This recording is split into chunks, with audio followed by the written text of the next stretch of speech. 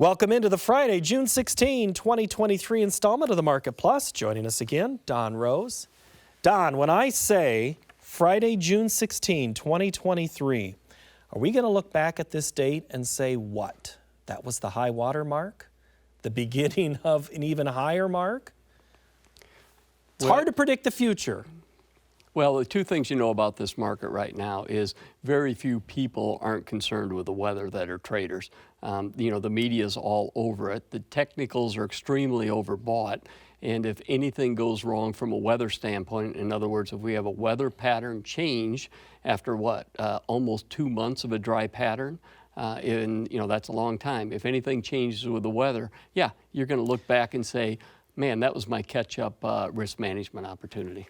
You're saying the traders don't realize it's dry? Is that what you just said? No, I said very few people don't. Oh, very people don't. Okay, right. Okay, that makes sense. So almost everybody's in. Okay, that's what I thought. El Nino was supposed to arrive last week. There was the stories, or 2 weeks ago, that it's here.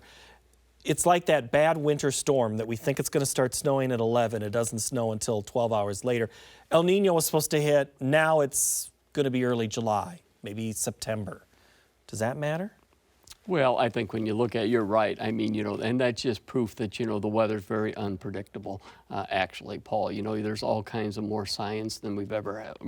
We've got more science than we've ever had on weather, and I don't know in my career, I'm not sure it's a lot different, with all the nervousness that we have. But, and in El Nino, you're supposed to have a very wet south. Well, guess what's happening? Really, I think what's happened is the surprise is we've got this blockage in Canada. And, we just can't get the Gulf moisture to come up. It's there, so anytime any of these, this high pressure system moves around, which, over time it does historically, you're going to see the moisture come. Now, is it too late? That's going to be the question. It's very critical the next 2 to 3 weeks. Most of the people tell you we need some change in this pattern immediately.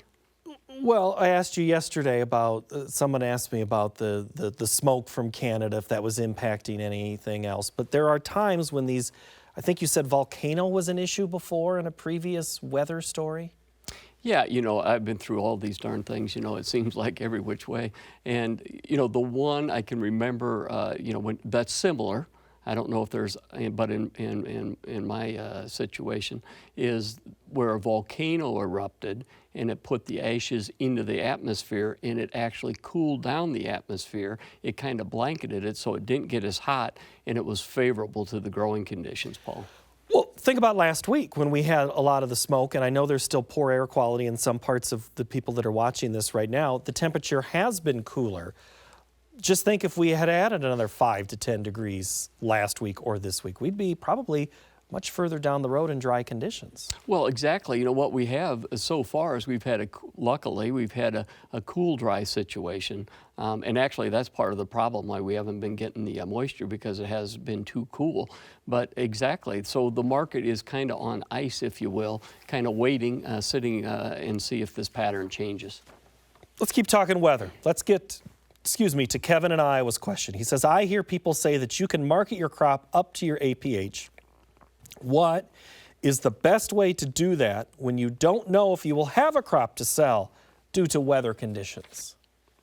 Well, and that's a good question, because there's always a strategy that can be flexible to what you need. And what we're seeing people do is some of these big window contracts. If you like $6, buy $6 puts. If you think, I don't think we can get to 7, sell $7 calls. And if you say, I don't think we can get to 5s, sell a $5 put. So in other words, you have a range, 6 to 5, up to 7. Is that good enough for you? That's what we're seeing some people do. So you have to ask yourself, Paul. Well, again, back to my topic discussion over the weekend was my inputs. I'm still not making money on this. Are people who know their dollars and cents of their inputs going to maybe look at $6, $6.40 on July corn or $5.97 on December corn and go, yeah, it's time? Well, if you look at it from a producer standpoint, he's not going to have 2 crops in the bin at once. So you've got a window of a year to market your crop. So do you think a $1.07 rally is a place that you should think about it? How many times are you going to get that over the course of a year? And then remember, we were stuck in the winter at $6 all winter for a couple months. So now you're back there and you got a chance. Just use a tool that you feel comfortable with, Paul. Even buying floor contracts, buying puts, way out of the money, 540. We were at 491. Rains, you know, who knows where you go to the downside. Remember the government said in the June report, 490 was the average cash price for this next year on corn, 1210 on beans. I think we're doing a little bit better, but math's not my specialty. Gail in Iowa wants to know, Don, why are some daily bounces so extreme? Well, it's really not as extreme as we've had in the history for the prices that we have, actually. You know, we're at much higher prices, so these ranges are going to be much bigger. And the big reason is because the market really is trying to sort out, in the end, what are we really going to have for a yield? What are we going to have production? And as we run up, how much demand do we lose? Say it again for those in the back. We're in a supply-driven bull market. You said the supply and the demand are fighting out right now. What did you mean by that? Yeah, most definitely. I mean, our demand is soft. Our demand is poor. South America and some of these other countries are beating us to the punch on price. So what we're doing here in North America is we're running up because our supply is shrinking. And by that, you know, the yield, we don't know. We think it's going down. Good to excellent ratings. Corn and beans keep going down. Tells us our crop is getting smaller weekly, which is what we watch. But, you know, I still believe you can't pull a bull up by its tail. And that means you can't have new crop in a big bull market lead the way up, and that's what's happening. Can't pull a bull up by his tail. Okay, I'll read that in the transcript. That'll be fun. So Scott in Wisconsin wants to know, Don, do we reward this rally and sell some new crop beans or corn? And I guess I'm going to say, let's not just look at 23, but let's look at 24. Yeah, most definitely. If you're really spooked on the market, you know, what we see people doing, go out and look at 24 and market it. It's around 525. Beans are sitting around 1228, something like that. But there's no excuse not to do marketing. It's just a matter of how you do the marketing, the tools that you want to use. Do you feel comfortable with a tight sale or a loose sale? You know, but historically, these are nice numbers. Sure, you could have numbers bigger. Could you have, I think the market's really trying to sort out, Paul. Are we worth $6, $5, or $7 right now? And we're kind of in the middle, and you can shoot either way. It's going to get tougher going up because you're going to lose demand, and eventually you dial in a big loss. We were talking about it earlier. You lose 10 bushels off this crop on corn, 10 bushels, that's a lot. That's under last year's yield. You lose 40 million bushels. You still have a carryout close to 1.5 billion? That's where we're at today. And there's been discussion in the studio for the last year or two, about we needed to have a pretty darn good crop production year.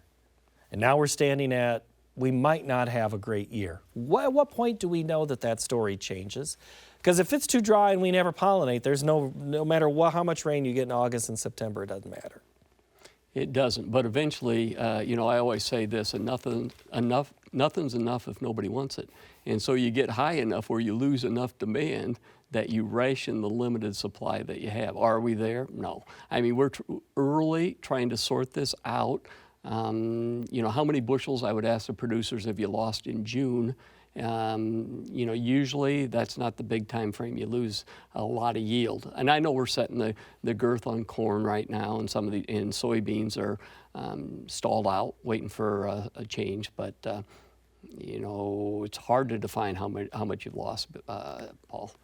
All right, I'll ask this last question here. You kind of talked about some option and some strategies. Let's go Kevin in Missouri here.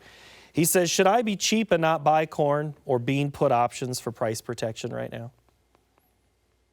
Well, I would say this, that there's alternatives to, and at the very least, after this kind of a rally, a $1.07 rally, even if you buy like 550 puts closed like at 27 cents, we'll say on December corn, and we were just 1st of June, under $5.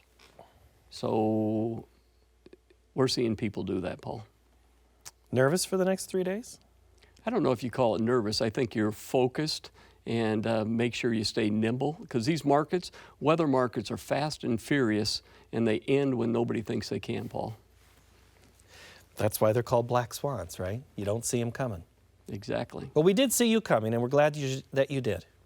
Good to see you, Don Roose. Thanks for asking me, Paul. Appreciate it. Thank you so much for your insight. Next week, we are going to take a look at why scientists are sounding the alarm over the lack of genetic diversity in livestock. And we'll have the commodity market analysis of Arlen Suderman. Thank you so much for joining us, and have a great week.